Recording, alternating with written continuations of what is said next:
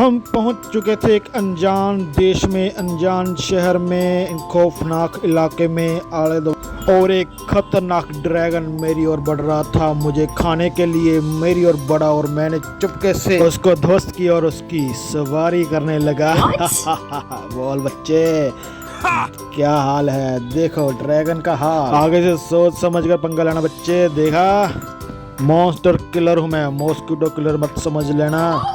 और थोड़ा सा आगे बढ़ा तो देखा एक खतरनाक जानवर मेरी ओर बहुत ही खतरनाक तरीके से देख रहा था। मैं उसके पास गया और देखा ये क्या चीज़ है, और सोचा बहुत गहराई सोचा। मेरा तो सर ही घूमने लगा और दो हाथ करने के लिए मैंने माथा टेका और रिंग में चला गया। अपने कुल देवता को ध्यान कर उसको हाथ फेरा और उसके कान में अपने बारे बताया। वो मुझे जानता नहीं, उसको बताया मैं क्या चीज़ हूँ। मैं संभल जा बच्चे, संभल जा, तू मुझको जानता नहीं है। और कान से पकड़कर उसके ऊपर सवारी करने लगा। चल किधर चलता है रे? बहुत बन रहा था अपने को भैंसे। चल, अब तुझसे बड़ों को काबू किया है। तू किस भैंसे की नहीं, भैंस की औलाद है। मैं यूं घुमा दूं तुझको घुमा कर फेंक दूंगा मैं। लकड़ी की काठी पे घोड़े की दुम पे जो मारा हथौड़ा, क्यों रोने लगा? चल इधर को चल।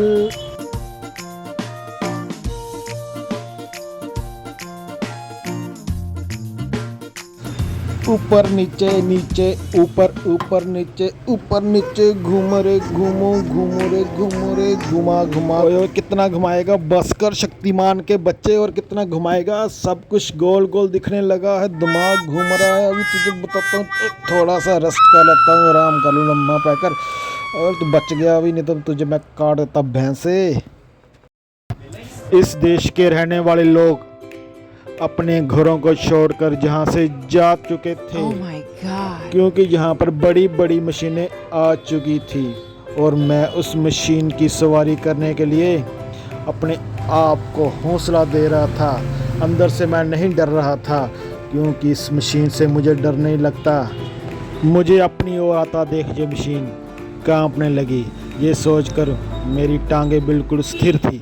सबसे पहले तो मैंने नट बोल्ट चेक किए, कोई लूज तो नहीं है, ऊपर ले जाकर कोई नीचे तो नहीं गिरा देगा मुझे। किसी पर भी भरोसा नहीं था मुझे। ऊपर लेंटर भी नहीं पड़ा हुआ था, कभी भी बारिश का पानी नीचे आ सकता था। इसी खुशी में मैं जोर से हंसने लगा, जिससे सारी दुनिया डरती है, और उसको डरा कर मैं आगे बढ़ चुका था।